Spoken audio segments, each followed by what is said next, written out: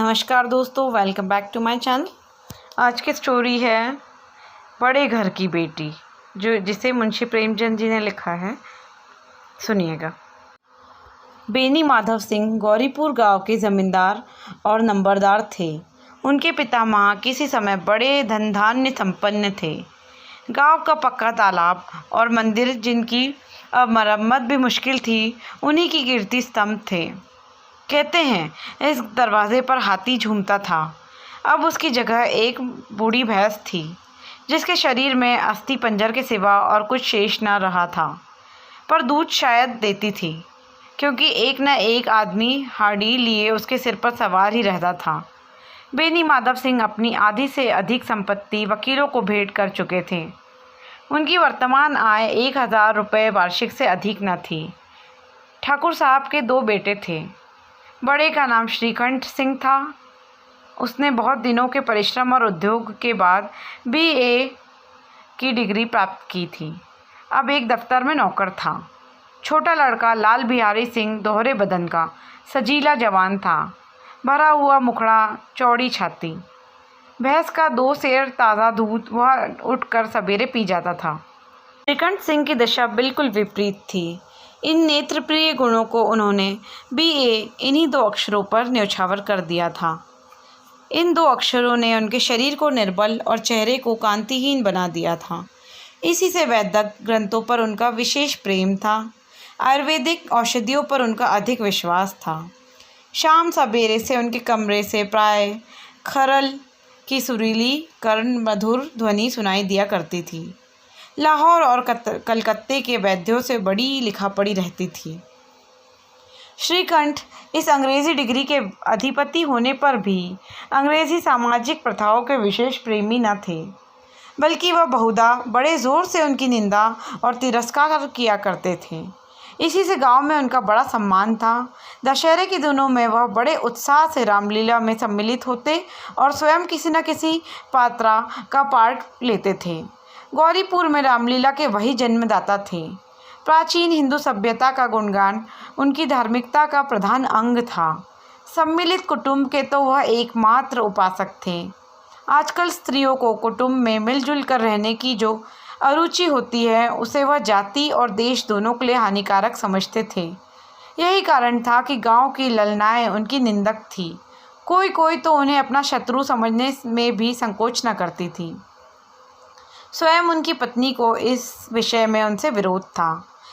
यह इसलिए नहीं था कि उसे अपने सास, ससुर, देवर या जेठ आदि से घृणा थी, बल्कि उसका विचार था, यदि बहुत कुछ सहने और तरह देने पर भी परिवार के साथ निर्वाह न हो सके, तो आए दिन की कलह से जीवन को नष्ट करने की अपेक्षा यही उत्तम है कि अपनी खिचड़ी अलग पकाई जाए।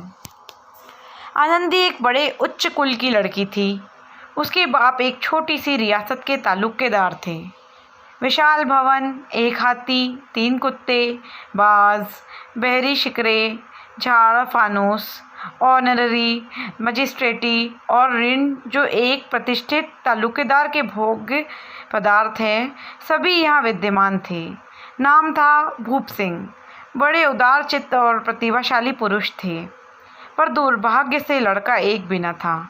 7 लड़कियां हुई और देवयोग से सबकी सब जीवित रही। पहली उमंग में तो उन्होंने 3 ब्याह दिल खोल कर किए, पर 15-20 हज़ार रुपये का कर्ज सिर पर हो गया तो आंखें खुली, हाथ समेट लिया।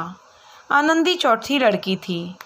वो अपनी सब बहनों से अधिक रूपवती और गुणवती थी। इससे ठाकुर भूप सिंह उसे बहुत प्यार करते थे। सुंदर संतान को कदाचित उसके माता पिता भी अधिक चाहते हैं। ठाकुर साहब बड़े धर्म संकट में थे कि इसका विवाह कहाँ करें। ना तो यही चाहते थे कि ऋण का बोझ बढ़े, और ना यही स्वीकार था कि उसे अपने को भाग्यहीन समझना पड़े। एक दिन श्रीकंठ उनके पास किसी चंदे का रुपया मांगने आया। शायद नागरी प्रचार का चंदा था। भूप सिंह उसके स्वभाव पर रीझ गए और धूमधाम से श्रीकंठ सिंह का आनंदी के साथ ब्याह हो गया। आनंदी अपने नए घर में आई तो यहाँ का रंग ढंग कुछ और ही देखा। जिस टीम टाम की उसे बचपन से यह आदत पड़ी हुई थी, वह यहाँ नाम मात्र को भी न थी। हाथी घोड़ों का तो कहना ही क्या, कोई सजी हुई सुंदर बहली तक न थी। रेशमी स्लीपर साथ लाई थी, पर यहाँ बाग कहाँ। मकान में खिड़कियाँ तक न थी, न ज़मीन पर फर्श, न दीवार पर तस्वीरें। यह एक सीधा साधा देहाती गृहस्थ का मकान था, किंतु आनंदी ने थोड़े ही दिनों में अपने को इस नई अवस्था के ऐसा अनुकूल बना लिया मानो उसने विलास के सामान कभी देखे ही न थे। एक दिन दोपहर के समय लाल बिहारी सिंह 2 चिड़िया लिए हुए आया और भावच से बोला, जल्दी से पका दो, मुझे भूख लगी है। आनंदी भोजन बनाकर उसकी राह देख रही थी। अब वह नया व्यंजन बनाने बैठी। हांडी में देखा तो घी पाव भर से अधिक न था। बड़े घर की बेटी, किफ़ायत क्या जाने, उसने सब घी मांस में डाल दिया।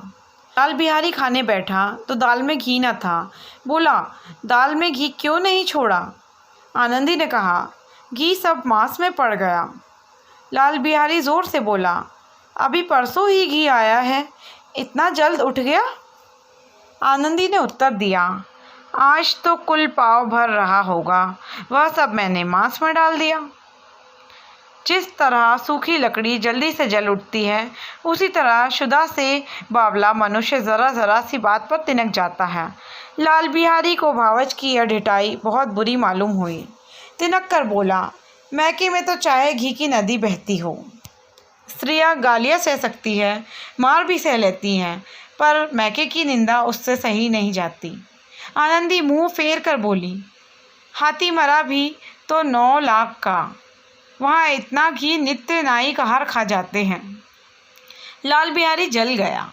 थाली उठाकर पलट दी और बोला, जी चाहता है जीभ पकड़कर खींच लूँ।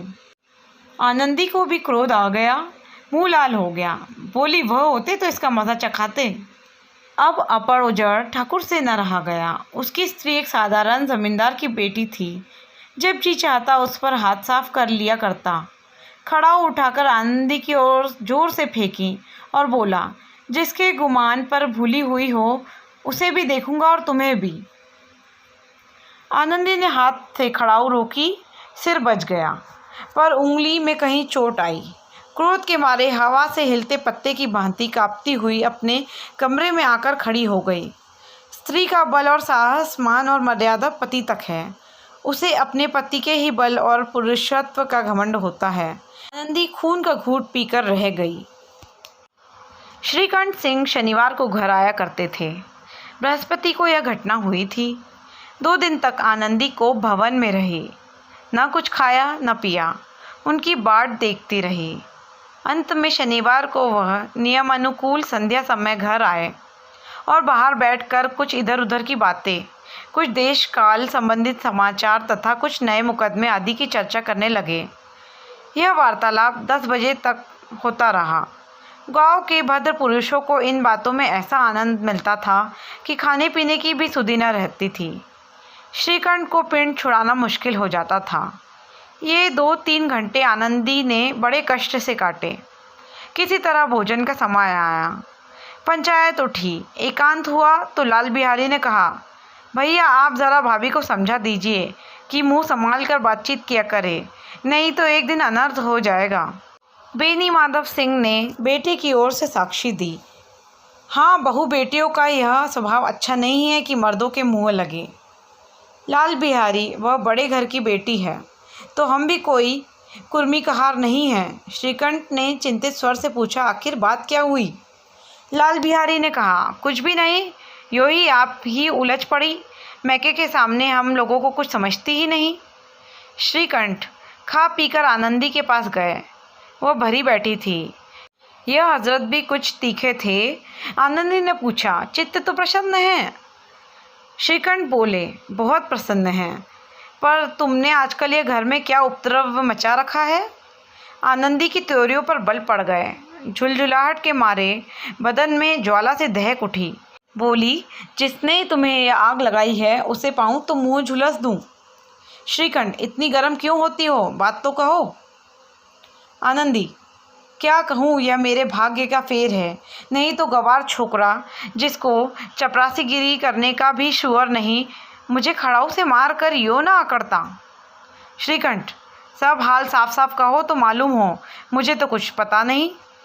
आनंदी, परसों तुम्हारे लाडले भाई ने मुझसे मांस पकाने को कहा। घी हांडी में पाव भर से अधिक न था। वह सब मैंने मांस में डाल दिया। जब खाने बैठा तो कहने लगा, दाल में घी क्यों नहीं है। बस इसी पर मेरे मैके को बुरा भला कहने लगा। मुझसे न रहा गया। मैंने कहा कि वहाँ इतना घी तो नाई का हार खा जाते हैं और किसी को जान भी नहीं पड़ता। बस इतनी सी बात पर इस अन्यायी ने मुझ पर खड़ाऊ फेंक मारी। यदि हाथ से न रोक लूँ तो सिर फट जाए। उसी से पूछो मैंने जो कुछ कहा वह सच है या झूठ। श्रीकंठ की आंखें लाल हो गई। बोले, यहाँ तक तो हो गया, इस छोकरे का यह साहस। आनंदी स्त्रियों के स्वभाव अनुसार रोने लगी, क्योंकि आंसू उसकी पलकों पर रहते हैं। श्रीकंठ बड़े धैर्यवान और शांत पुरुष थे। उन्हें कदाचित ही कभी क्रोध आता था। स्त्रियों के आंसू पुरुषों की क्रोधाग्नि भड़काने में तेल का काम कर देते हैं। रात भर करवट बदलते रहे। उद्विग्नता के कारण पलक तक नहीं झपकी। प्रातःकाल अपने बाप के पास जाकर बोले, दादा, अब इस घर में मेरा निभाह ना होगा। इस तरह की विद्रोहपूर्ण बातें कहने पर श्रीकंठ ने कितनी ही बार अपने कई मित्रों को आड़े हाथों लिया था, परंतु दुर्भाग्य आज उन्हें स्वयं वे ही बातें अपने मुंह से कहनी पड़ी। दूसरों को उपदेश देना भी कितना सहज है। बेनी माधव सिंह घबरा उठे और बोले, क्या? श्रीकंठ, इसीलिए कि मुझे भी अपनी मान प्रतिष्ठा का कुछ विचार है। आपके घर में अब अन्याय और हट का प्रकोप हो रहा है। जिनको बड़ों का आदर सम्मान करना चाहिए वे उनके सिर चढ़ते हैं। मैं दूसरों का नौकर ठहरा, घर पर रहता नहीं। यहाँ मेरे पीछे स्त्रियों पर खड़ाऊ और जूतों की बौछार होती है। कड़ी बात तक चिंता नहीं, कोई एक की दो कह ले, वहाँ तक मैं सह सकता हूँ, किंतु यह कदापि नहीं हो सकता कि मेरे ऊपर लात घुसे पड़े और मैं दम न मारूं। बेनी माधव सिंह कुछ जवाब न दे सके। श्रीकंठ सदैव उनका आदर करते थे। उनके ऐसे तेवर देखकर बूढ़ा ठाकुर अवाक रह गया। केवल इतना ही बोला, बेटा, तुम बुद्धिमान होकर ऐसी बातें करते हो। स्त्रियाँ इस तरह घर का नाश कर देती हैं। उनको बहुत सिर चढ़ाना अच्छा नहीं। श्रीकंठ, इतना मैं जानता हूँ, आपके आशीर्वाद से ऐसा मूर्ख नहीं हूँ। आप स्वयं जानते हैं कि मेरे ही समझाने बुझाने से इसी गांव में कई घर संभल गए। पर जिस स्त्री के मान सम्मान का ईश्वर के दरबार में उत्तरदाता हूँ, उसके प्रति ऐसा घोर अन्याय और पशुवत व्यवहार मुझे असहाय है। आप सच मानिए, मेरे लिए यही कुछ कम नहीं है कि लाल बिहारी को कुछ दंड नहीं देता। बेनी माधव सिंह भी गरमाए, ऐसी बातें और सुन न सके। बोले, लाल बिहारी तुम्हारा भाई है, उससे जब कभी भूल चूक हो उसके कान पकड़ो। लेकिन श्रीकंठ, लाल बिहारी को मैं अब अपना भाई नहीं समझता। बेनी माधव सिंह, स्त्री के पीछे? श्रीकंठ, जी नहीं, उसकी क्रूरता और अविवेकता के कारण। दोनों कुछ देर चुप रहे। ठाकुर साहब लड़के का क्रोध शांत करना चाहते थे, लेकिन यह नहीं स्वीकार करना चाहते थे कि लाल बिहारी ने कोई अनुचित कार्य किया है। इसी बीच में गांव के और कई सज्जन हुक्के चिलम के बहाने वहां आ बैठे। कई स्त्रियों ने जब यह सुना कि श्रीकंठ पत्नी के पीछे पिता से लड़ने को तैयार है तो उन्हें बड़ा हर्ष हुआ। दोनों पक्षों की मधुर वाणियाँ सुनने के लिए उनकी आत्माएं तिलमिलाने लगी। गांव में कुछ ऐसे कुटिल मनुष्य भी थे जो इस कुल की नीति पूर्ण गति पर मन ही मन जलते थे। वे कहा करते थे, श्रीकंठ अपने बाप से दबता है, इसीलिए वह दब्बू है। उसने विद्या पढ़ी, इसलिए वह किताबों का कीड़ा है। बेनी माधव सिंह उसकी सलाह के बिना कोई काम नहीं करते, यह उनकी मूर्खता है। इन महान अनुभवों की शुभकामनाएं आज पूरी होती दिखाई दी। कोई हुक्का पीने के बहाने और कोई लगान की रसीद दिखाने आकर बैठ गया। बेनी माधव सिंह पुराने आदमी थे, इन भावों को ताड़ गए। उन्होंने निश्चय किया, चाहे कुछ ही क्यों न हो, इन द्रोहियों को ताली बजाने का अवसर न दूंगा। तुरंत कोमल शब्दों में बोले, बेटा, मैं तुमसे बाहर नहीं हूँ, तुम्हारा जो जी चाहे करो। अब तो लड़के से अपराध हो गया। इलाहाबाद का अनुभव रहित झल्लाया हुआ ग्रेजुएट इस बात को न समझ सका। उसे डिबेटिंग क्लब में अपनी बात पर अड़ने की आदत थी। इन हड़कंप की उसे क्या खबर। बाप ने जिस मतलब से बात पलटी थी वह उनकी समझ में ना आई। बोला, लाल बिहारी के साथ अब इस घर में नहीं रह सकता। बेनी माधव, बेटा, बुद्धिमान लोग मूर्खों की बात पर ध्यान नहीं देते। वह बेसमझ लड़का है। उससे जो कुछ भूल हुई उसे तुम बड़े होकर क्षमा करो। श्रीकंठ, उसकी इस दुष्टता को मैं कदापि नहीं सह सकता। या तो वही घर में रहेगा या मैं ही। आपको यदि वह अधिक प्यारा है तो मुझे विदा कीजिए, मैं अपना भार आप संभाल लूँगा। यदि मुझे रखना चाहते हैं तो उससे कहिए यहाँ से चला जाए। बस मेरा अंतिम निश्चय है। लाल बिहारी सिंह दरवाजे की चौखट पर चुपचाप खड़ा बड़े भाई की बातें सुन रहा था। वह उनका बहुत आदर करता था। उसे कभी इतना साहस न हुआ था कि श्रीकंठ के सामने चारपाई पर बैठ जाए, हुक्का पी ले या पान खा ले। बाप का भी वह इतना मान न करता था। श्रीकंठ का भी उस पर हार्दिक स्नेह था। अपने होश में उन्होंने कभी उसे घुड़का तक न था। जब वह इलाहाबाद से आते तो उसके लिए कोई न कोई वस्तु अवश्य लाते। मुकद्दर की जोड़ी उन्होंने ही बनवा दी थी। पिछले साल जब उसने उन्हें यूं द्योड़े जवान को नागपंचमी के दिन दंगल में पछाड़ दिया तो उन्होंने पुलकित होकर अखाड़े में ही जाकर उसे गले से लगा लिया था। 5 रुपए के पैसे लुटाए थे। ऐसे भाई के मुंह से आज ऐसी हृदय विदारक बात सुनकर लाल बिहारी को बड़ी ग्लानि हुई। वह फूट फूट कर रोने लगा। इसमें संदेह नहीं कि अपने किए पर पछता रहा था। भाई के आने से एक दिन पहले से उसकी छाती धड़कती थी कि देखूं भैया क्या कहते हैं।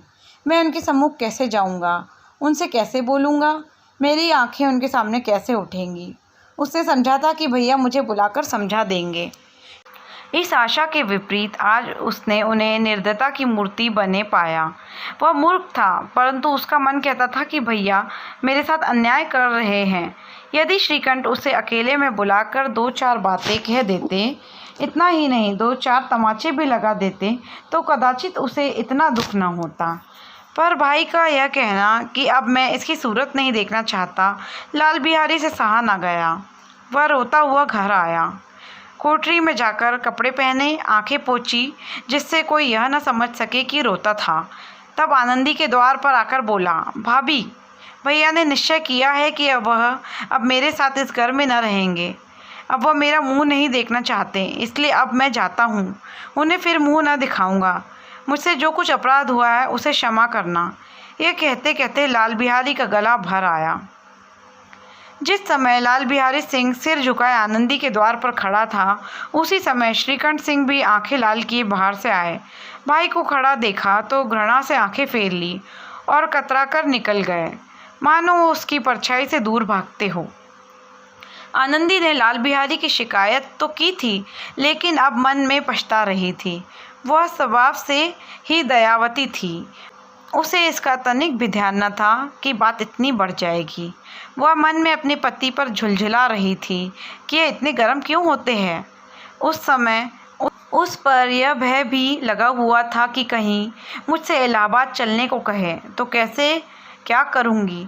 इस बीच में जब उसने लाल बिहारी को दरवाजे पर खड़े यह कहते सुना कि अब मैं जाता हूँ, मुझसे जो कुछ अपराध हुआ क्षमा करना, तो उसका रहा सहा क्रोध भी पानी हो गया। वह रोने लगी। मन का मैल धोने के लिए नयन जल से उपयुक्त और कोई वस्तु नहीं है। श्रीकंठ को देखकर आनंदी ने कहा, लाला बाहर खड़े बहुत रो रहे हैं। श्रीकंठ, तो मैं क्या करूं? आनंदी, भीतर बुला लो, मेरी जीभ में आग लगे। मैंने कहाँ से यह झगड़ा उठाया। श्रीकंठ, मैं ना बुलाऊंगा। आनंदी, पछताओगे, उन्हें बहुत ग्लानि हो गई है, ऐसा ना हो कहीं चल दे। श्रीकंठ ना उठे। इतने में लाल बिहारी ने फिर कहा, भाभी, भैया से मेरा प्रणाम कह दो। वह मेरा मुंह नहीं देखना चाहते, इसलिए मैं भी अपना मुंह उन्हें ना दिखाऊंगा। लाल बिहारी इतना कहकर लौट पड़ा और शीघ्रता से दरवाजे की ओर बढ़ा। अंत में आनंदी कमरे से निकली, उसका हाथ पकड़ लिया। लाल बिहारी ने पीछे फिर कर देखा और आंखों में आंसू भरे बोला, मुझे जाने दो। आनंदी, कहाँ जाते हो? लाल बिहारी, जहाँ कोई मेरा मुंह न देखे। आनंदी, मैं न जाने दूंगी। लाल बिहारी, मैं तुम लोगों के साथ रहने योग्य नहीं हूँ। आनंदी, तुम्हें मेरी सौगंध, अब एक पग भी आगे न बढ़ाना। लाल बिहारी, जब तक मुझे यह न मालूम हो जाए कि भैया का मन मेरी तरफ से साफ हो गया है, तब तक मैं इस घर में कदापि न रहूँगा। आनंदी, मैं ईश्वर को साक्षी देकर कहती हूँ कि तुम्हारी ओर से मेरे मन में तनिक भी मैल नहीं है। अब श्रीकंठ का हृदय भी पिघला। उन्होंने बाहर आकर लाल बिहारी को गले से लगा लिया। दोनों भाई खूब फूट फूट कर रोए। लाल बिहारी ने सिसकते हुए कहा, भैया अब कभी मत कहना कि मैं तुम्हारा मुंह न देखूंगा। इसके सिवा आप जो दंड देंगे मैं सहर्ष स्वीकार करूंगा। श्रीकंठ ने कांपते हुए स्वर में कहा, लल्लू इन बातों को बिल्कुल भूल जाओ। ईश्वर चाहेगा तो फिर ऐसा अवसर ना आवेगा। बेनी माधव सिंह बाहर से आ रहे थे। दोनों भाइयों को गले मिलते देखकर आनंदी से पुलकित हो गए। बोल उठे, बड़े घर की बेटियां ऐसी ही होती है, बिगड़ता हुआ काम बना लेती हैं। गांव में जिसने यह वृतांत सुना उसी ने इन शब्दों में आनंदी की उदारता को सहारा। बड़े घर की बेटियां ऐसी ही होती हैं।